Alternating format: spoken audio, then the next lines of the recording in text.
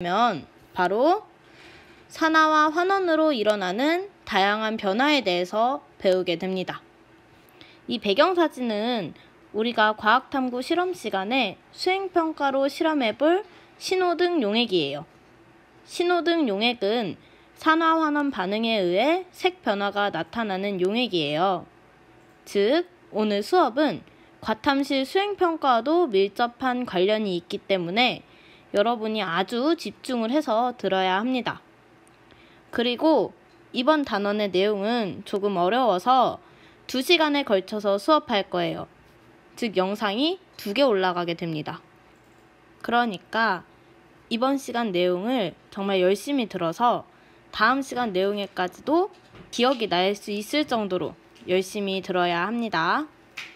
자, 산화 환원에 관해서 우리는 오늘 1번 정의, 그리고 2번 다양한 산화 환원에 관련된 실험, 그리고 3번 생활 속 산화 환원 반응에 대해서 살펴볼 거예요. 근데 이렇게 정의와 실험 파트는 오늘 중점적으로 살펴볼 거고, 생활 속 산화 환원 반응은 다음 시간에 더 깊게 살펴볼 거예요. 여기서 특히나 다양한 실험을 볼 때 중요하게 여겨야 할 점이 어떤 물질들이 반응을 해서 어떤 물질들을 생성시켰는지를 봐야 합니다. 즉, 반응물과 생성물을 알고 화학 반응식을 작성할 수 있어야 된다는 뜻이죠. 그리고 그 화학 반응식에서 산화된 물질과 환원된 물질을 각각 찾아낼 수 있어야 해요. 그럼 먼저 산화 환원의 정의에 대해서 봅시다. 산화 환원의 정의는 여러 가지가 될 수 있어요. 여러분이 알고 있는 산화라는 것은 무엇이었나요? 그렇죠. 산소를 얻는 반응이었죠. 그럼 반대로 환원이라는 것은 무엇이었어요? 산소를 잃는 반응이었어요. 그래서 오늘은 산화환원의 개념을 확장해서 전자로도 산화환원을 설명해 볼 거예요. 자, 우선은 우리 중학교 때 내용이 잘 기억이 안 날 수 있으니까 산소만으로도 설명이 가능한 산화환원 반응에 대해 살펴봅시다. 자, 교과서 페이지 179쪽을 보면 산화구리와 탄소의 산화환원 반응이라고 탐구 실험이 하나 있어요. 그래서 앞에서 말했듯 화학 반응에 관련된 실험을 볼 때는 반응물과 생성물을 반드시 파악해야 돼요. 그리고 화학 반응식을 작성해서 산화된 물질과 환원된 물질을 찾아내야 합니다. 그러면 이 실험을 진행해 보지도 않았는데 어떻게 반응물과 생성물을 찾아야 하는지 여러분은 난감할 수 있어요. 그래서 선생님이랑 함께 지금 반응물과 생성물을 실험 과정을 보면서 천천히 찾아봅시다. 그리고 화학 반응식을 작성할 거예요. 그 다음 산화된 물질과 환원된 물질을 함께 찾아보는 시간을 가질 거예요. 이 실험의 준비물은 다음과 같습니다. 자, 반응물이라는 건 처음에 반응시키는 물질이죠. 그래서 준비물에 분명히 반응물이 숨어 있을 거예요. 그래서 이렇게 많은 준비물들 중에서 바로 시약들이 반응물질이 되겠죠. 그래서 이 준비물들 중 시약은 여기 있는 산화구리 가루랑 탄소 가루가 되겠네요. 이를 화학식으로 나타내 보자면 산화구리니까, 자, 구리인데 산소가 붙은 구리 CuO가 되겠고, 이 산화구리랑 탄소 가루가 만나니까 탄소는 C로 써서 화학 반응식의 반응물을 우리가 작성할 수가 있었네요. 자, 그럼 천천히 실험 과정을 보면서 어떤 생성물이 얻어졌는지를 확인해 봅시다. 먼저 두 가루를 반응시켜야 하니까 정량적으로 측정을 해서 시험관에 넣고 반응을 촉진하기 위해서 가열을 합니다. 가열을 해요. 이렇게 가열을 하게 되면 기체가 나오게 돼요. 우리는 이 기체를 바로 석회수랑 반응을 시킬 거예요. 그래서 그림과 같이 장치를 합니다. 여기에서 이렇게 가열을 하게 되면 기체가 나오게 되면서 이렇게 고무관을 통해 이동을 하고 여기 있는 석회수를 만나 반응을 일으키게 됩니다. 이렇게 이동을 했는데 석회수의 변화를 관찰을 했더니 석회수가 뿌옇게 흐려졌대요.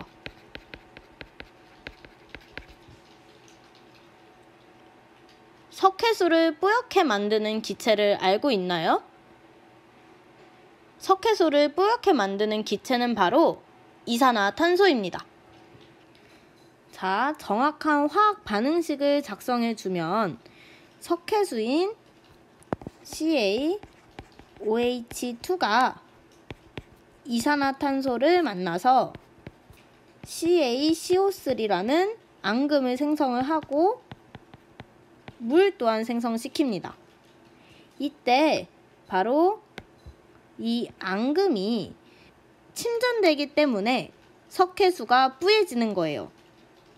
그래서 이렇게 정확한 반응식까지는 여기선 몰라도 되고 여러분은 석회수가 이산화탄소를 만나면 어떠한 앙금이 형성이 되어서 뿌얘진다.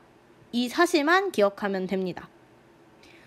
어쨌든 산화구리랑 탄소 가루를 반응을 시켰더니 석회수를 뿌옇게 만드는 기체가 나왔고 그 기체는 알고 봤더니 이산화탄소였다 라는 게 포인트겠죠.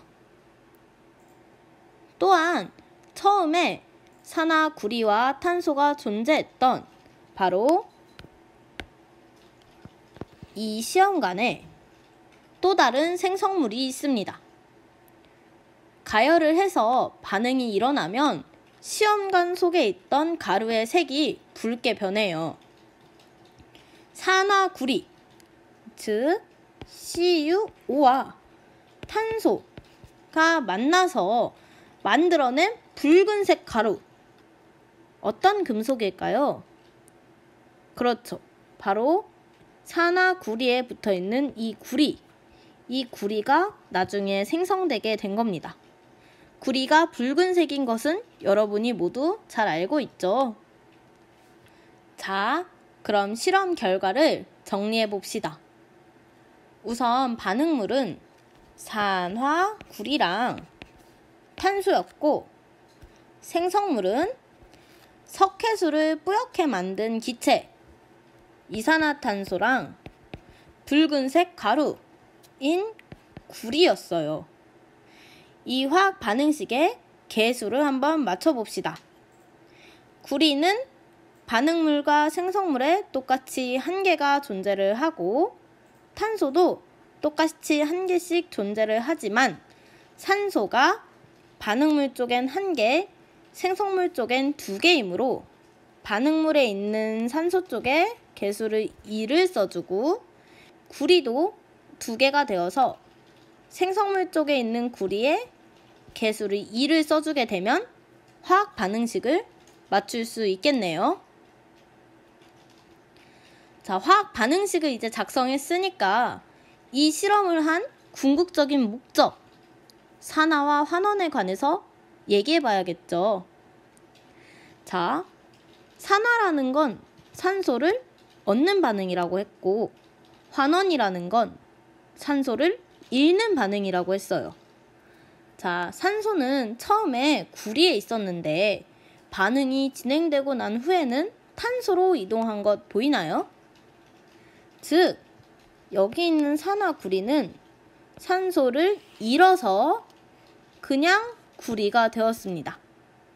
산소를 잃는 것, 이것을 무엇이라고 한다 했죠? 그렇죠. 환원입니다.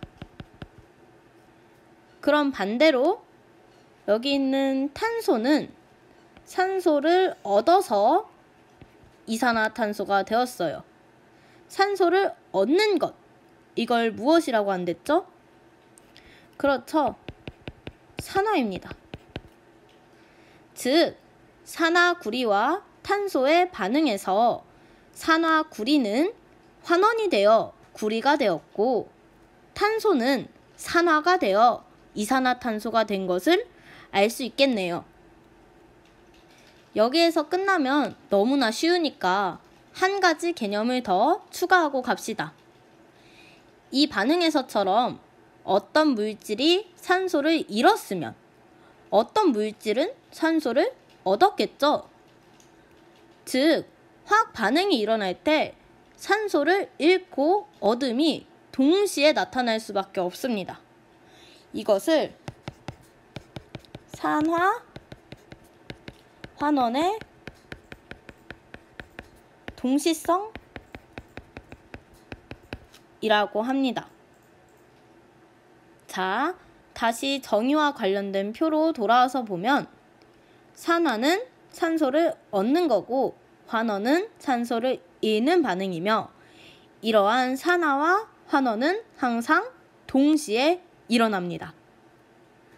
자, 이제 그럼 복습은 다 했고 두 번째 정의인 전자를 이용한 산화환원 반응을 알아내 봅시다.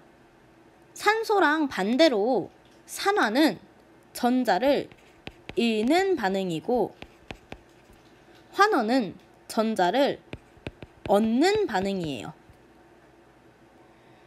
전자를 이용한 산화환원의 정의를 마그네슘의 연소 반응을 통해 알아봅시다. 여기서의 반응물은 무엇일까요? 마그네슘의 연소 반응이니까 마그네슘과 산소 분자겠네요. 연소라는 것은 물질을 산소와 반응시키는 것이니까요. 이렇게 마그네슘과 산소를 반응시키면 산화 마그네슘이 나오게 됩니다. 자, 그럼 우선 개수를 맞춰보면 마그네슘은 반응물과 생성물에 똑같이 있는데 산소의 개수가 반응물과 생성물에서 다르므로 산화 마그네슘 앞에 2라는 개수를 써주고 이에 반응물에 있는 마그네슘의 개수에도 2를 써주면 완전한 화학 반응식을 완성했네요. 자, 그럼 산화환원 반응을 얘기를 해봅시다. 우선 산소의 이동으로도 설명이 가능해요. 자, 여기 있는 마그네슘은 산소를 얻어서 산화 마그네슘이 되었으므로 산화되었네요. 여기 있는 산소 분자는 산소 원자 하나를 잃어서 산화 마그네슘이 되었으므로 환원되었습니다. 자, 그럼 우리 좀 더 확장시켰던 개념인 전자의 이동으로 이 산화환원 반응을 얘기를 해봅시다. 자, 산화 마그네슘이라는 것은 마그네슘 양이온과 산소 음이온이 결합한 이온 결합 물질입니다. 이온 결합 물질을 생성시켜야 하므로 반응물인 금속인 마그네슘에서 비금속인 산소로 전자가 이동해야 돼요. 즉, 마그네슘은 전자를 잃는 반응이 나타났고 산소는 전자를 얻는 반응이 나타나서 산화 마그네슘이 생성된 거죠. 이를 모형으로 한번 봅시다. 우선 마그네슘은 원자 번호 몇 번인가요? 12번이죠. 그러므로 전자를 2개 잃어서 이가 양이온이 되고 싶어 해요. 근데 마그네슘이 2개 있으니까 전자는 총 4개 뱉어내게 되겠죠. 이렇게 뱉어낸 4개의 전자가 산소 분자로 이동을 해서 각각 산소 이가 음이온 2개를 만들어냅니다.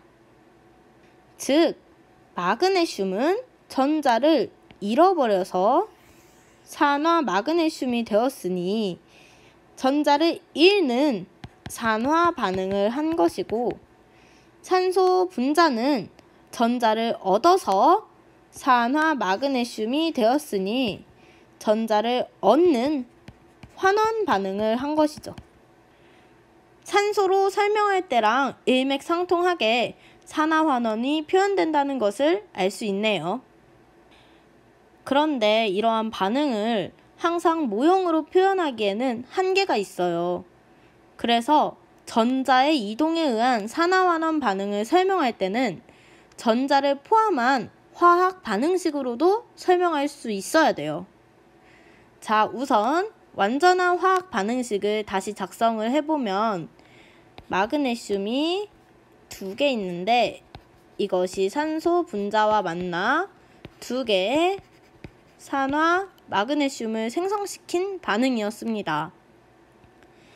이때 마그네슘은 전자를 몇 개 잃고 싶어 한다고요? 원자 번호가 12번이니까 2개 잃고 싶어 했죠. 즉,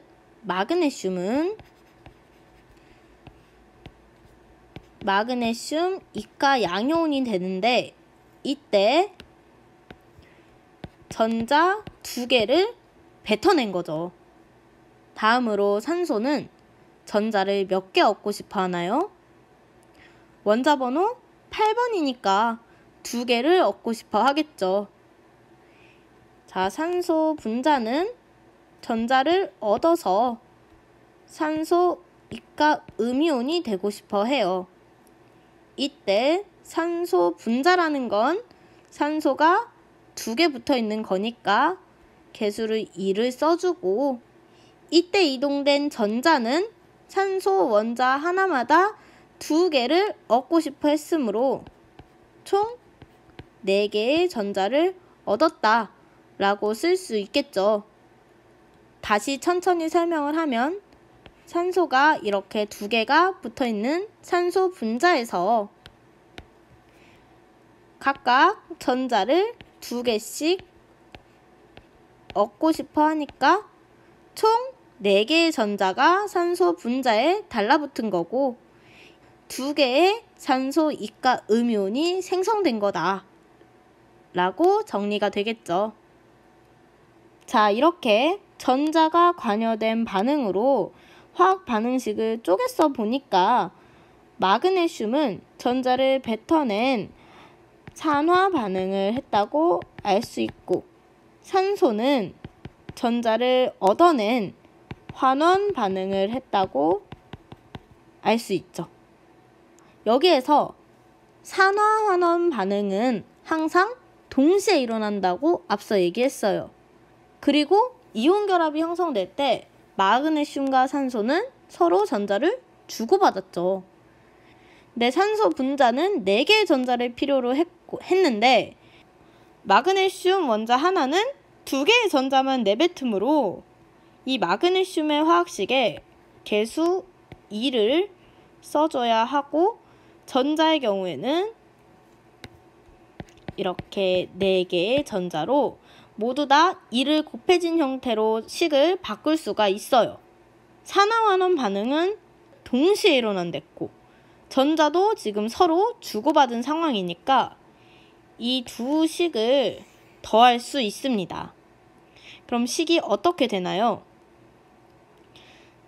전자는 화살표 전과 후에 4개의 전자가 모두 존재를 하게 되니까 전자가 상쇄되어서 처음에 작성했던 이러한 반응식으로 표현을 할 수가 있게 되는 거죠. 즉, 이렇게 작성된 화학 반응식 속에 전자의 이동과 관련된 여러 반응식들이 숨어 있었고, 전자를 잃은 마그네슘은 산화, 전자를 얻은 산소는 환원이라고 얘기할 수 있는 거예요. 그러면 굳이 전자의 이동으로 산화환원을 설명해야 하나, 산소로만 설명하면 더 쉽고 편한데 라고 생각하는 친구들이 있을 수 있어요. 그럼 과학자들이 굳이 전자로 산화환원 반응을 설명하는 이유가 뭘까요? 그 이유는 산소가 관여하지 않는 산화환원 반응이 존재하기 때문입니다. 자, 이것이 산소가 관여하지 않는 산화환원 반응이에요.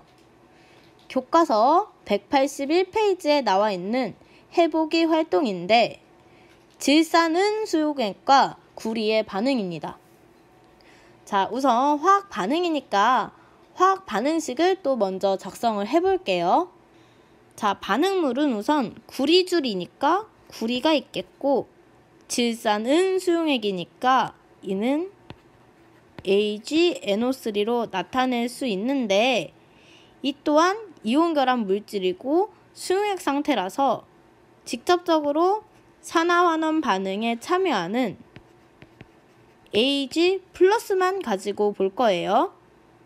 자, 그럼 다시 화학 반응식을 완전히 작성을 해보면 구리줄에 있는 구리와 질산은수용액에 있는 은양이온이 만나서 무언가를 생성시키는 반응입니다.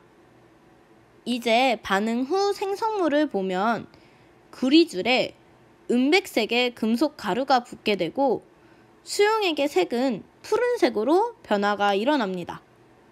수용액에서 푸른색을 나타내는 물질은 무엇일까요? 네, 수용액에서 푸른색을 나타내는 물질은 바로 구리, 이가 양이온입니다. 그럼 은백색의 물질은 무엇일까요? 은백색의 금속은 은이에요. 여기에서 화학 반응식에 대전제 하나가 추가적으로 작용하게 됩니다. 자, 이때까지 화학 반응식을 작성할 때 대전제를 쌤이 뭐라고 했었죠? 그렇죠. 반응물에 존재하는 원자의 수와 생성물에 존재하는 원자의 수가 같아야 한다 였어요. 근데 만약 화학 반응식에 전하가 포함되어 있으면, 즉 이러한 이온들이 포함되어 있으면 추가의 대전제 하나가 더 작용이 돼요. 바로 양쪽의 전하가 같아야 한다는 점입니다. 그래서 생성물의 구리이온이 이가양이온이고 반응물의 은이온이 일가양이온이라서 은이온의 개수가 2로 작성이 됩니다. 그러면 양이온이 2개, 즉 플러스가 2개가 반응물에 존재한다는 의미를 가질 수 있게 되고, 생성물에는 이가양이온이 1개, 즉 플러스가 2개 존재한다는 의미가 작용되어 양쪽 반응의 전하가 같아지게 되기 때문이에요. 그럼 첫 번째 대전제, 반응물에 있는 원자의 수랑 생성물에 있는 원자의 수가 같아야 한다. 이 점 때문에 생성물에 있는 금속 은에다가도 개수를 2를 써줘야 합니다. 그래서 질산은수용액과 구리가 반응한 완전한 화학 반응식은 이렇게 작성이 됩니다. 모형으로 설명을 해보면 이렇게 구리에서 전자를 2개를 내뱉게 되고, 그리고 구리 이가 양이온이 됐으며, 이렇게 내뱉은 전자 2개를 수용액에 있는 은양이온이 받아서 자, 이렇게 은으로 석출되게 돼요. 자, 여기서 개념 용어 하나만 도입하면 석출이라는 용어가 있어요. 금속 양이온이 금속으로 되어 우리 눈에 보이게 결정으로 나타나는 것을 석출이라고 합니다. 즉, 은이온이 은이 되었으므로 이를 은이 석출되었다 라고 표현해요. 자, 여기서 전자의 이동이 바로 눈에 보이지가 않죠. 그래서 이렇게 구리가 은양이온을 만나서 구리 이가 양이온과 은이 석출되는 반응을 작은 반응식들, 즉 전자를 포함한 반응식들로 쪼개서 설명을 하는 거예요. 그리고 이를 통해 산화환원 반응을 간파하는 겁니다. 자, 먼저 완전한 반응식을 써보면 앞서 말했듯 반응물과 생성물 쪽에 전하가 같아야 하므로 은이온 앞에 이를 써주면 됩니다. 자, 은이온부터 해보면 은이온은 전자를 하나 받아서 은이 되겠죠. 다음 구리는 전자를 2개 내뱉어서 구리 이가 양이온이 됐죠. 이렇게 2개의 전자를 내뱉어요. 자, 산화환원 반응을 그럼 바로 쓸 수 있겠네요. 전자를 받은 은 양이온은 어떤 반응인가요? 전자를 얻었으므로 환원 반응이고, 전자를 잃은 구리는 어떤 반응을 했나요? 전자를 내뱉었으므로 산화 반응이 일어났습니다. 산화환원 반응은 동시에 일어난다고 했으므로 이 두 반응은 더해서 표현을 할 수가 있어요. 그러면 구리는 전자를 2개 뱉었고 은이온은 전자를 하나만 가져가므로 은이온과 관련된 반응식에서 개수를 2로 써주고 전자를 2개 이동시켰다 라고 표현을 해야겠죠. 그럼 이제 두 반응을 더해서 표현을 할 수가 있겠네요. 두 반응이 동시에 일어났으므로 더해서 표현을 다시 하면 구리랑 2개의 은 양이온이 만나서 구리 이가 양이온이랑 2개의 은을 석출시켰다 라고 표현이 되고, 이는 처음에 작성한 화학 반응식과 동일하게 됩니다. 자, 이렇게 전자를 포함한 화학 반응식으로 쪼개서 이 작은 반응식들을 쓰다 보면 산화환원 반응이 어떻게 일어났는지를 파악하기가 쉬워요. 물론 이러한 화학 반응식을 보고 한 번에 파악을 할 수가 있다면 그렇게 해도 되는데, 논리적으로 어떻게 산화환원 반응이 일어났는지를 설명하려면 전자를 포함한 이런 작은 반응식들도 쓸 수 있어야 합니다. 특히나 화학 반응식을 작성할 때 대전제 2가지를 잊지 마세요. 자, 이렇게 만약 전하를 맞추지 않으면 그냥 이러한 반응식을 더해야 하는데 화학 반응식에 전자를 포함할 수밖에 없게 돼요. 전자를 포함한 화학 반응식은 완전하다고 볼 수가 없겠죠. 따라서 반드시 화학 반응식의 2번째 전제를 생각하세요. 반응물과 생성물의 전하의 수가 같아야 한다. 그리고 이는 산화환원의 반응에서 같은 수의 전자를 주고받은 것과 연결된다. 그러면은 왜 같은 금속인데 전자를 주고받는 것일까? 라는 의문을 가질 수 있어요. 이는 금속의 이온화 경향성이라는 것 때문입니다.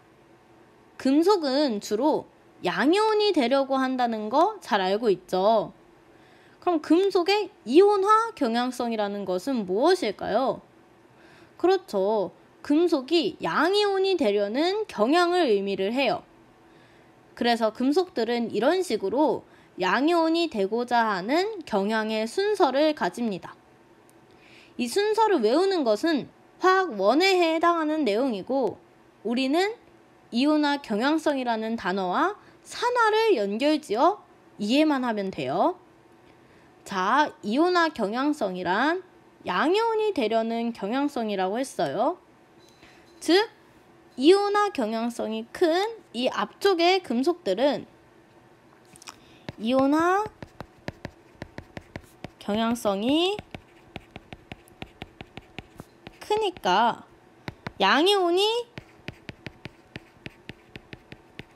잘 된다는 것이고, 양이온이 잘 된다는 건 전자를 잘 잃는다는 것이며, 전자를 잘 잃으니까 산화가 잘 된다라는 걸 의미하게 되죠. 그래서 앞에서 본 반응인 구리선과 은이온의 반응에서 구리가, 자, 여기 있는 구리가 여기 뒤에 있는 은보다 이온화 경향성이 큰 앞쪽에 존재하기 때문에 구리가 전자를 잃어 산화가 잘 됐고 은이온은 전자를 받아 환원이 된 거예요. 자, 다시 말하지만 이 경향성의 순서는 화학 1에 가서 외우면 되고 우리는 지금 이 이온화 경향성이라는 것과 산화만 잘 연결지어서 생각을 하면 된다고 했어요. 그리고 이 표에서 다른 건 다 금속인데 비금속이 하나 숨어 있습니다. 바로 여기 있는 수소죠. 자, 수소는 왜 금속의 이온화 경향성 순서에 같이 있는 것일까요? 이는 수소가 산화로서 금속들과 많은 반응을 하기 때문이에요. 그래서 다음 시간에 금속과 산이 어떻게 반응을 하는지 화학 반응식을 하나 더 작성해 볼 거예요. 그리고 그 반응식을 또 작은 반응식들로 쪼개서 전자가 어떻게 이동을 했는지를 살펴보고 그래서 산화환원 반응이 어떻게 나타났는지까지 얘기를 해볼 겁니다. 오늘 수업을 정리를 해보면 산화와 환원이라는 것은 항상 동시에 일어난다. 그래서 항상 산소를 같이 주고받고 전자를 항상 같이 주고받는다 라는 점과 산화는 산소를 얻으면서 전자는 잃는 반응이다 라고 얘기를 할 수가 있고 환원은 산소를 잃으면서 전자를 얻는 반응이다 라고 얘기를 할 수가 있어요. 그래서 우리는 이 과정에서 산화환원 반응을 화학 반응식으로 작성을 해봤고 이 완전한 화학 반응식을 작은 반응식들로 쪼개서 전자가 이 반응에 어떻게 관여했는지까지 확인을 했죠. 자, 산화환원과 관련된 개념을 공부를 할 때 우선 이 표와 이 대전제, 요 대전제는 항상 머릿속에 가지고 있어야 하고요. 또 화학 반응식에서 어떤 물질이 산화되었고 어떤 물질이 환원되었는지도 알아야 하며 또 전자가 어떻게 이동을 했는지도 작성할 수 있어야 합니다. 자, 오늘 내용이 조금 까다로우니까 우리 다음 시간에도 이어서 더 깊게 학습을 해 볼 거예요. 우선은 오늘 너무 수고했습니다.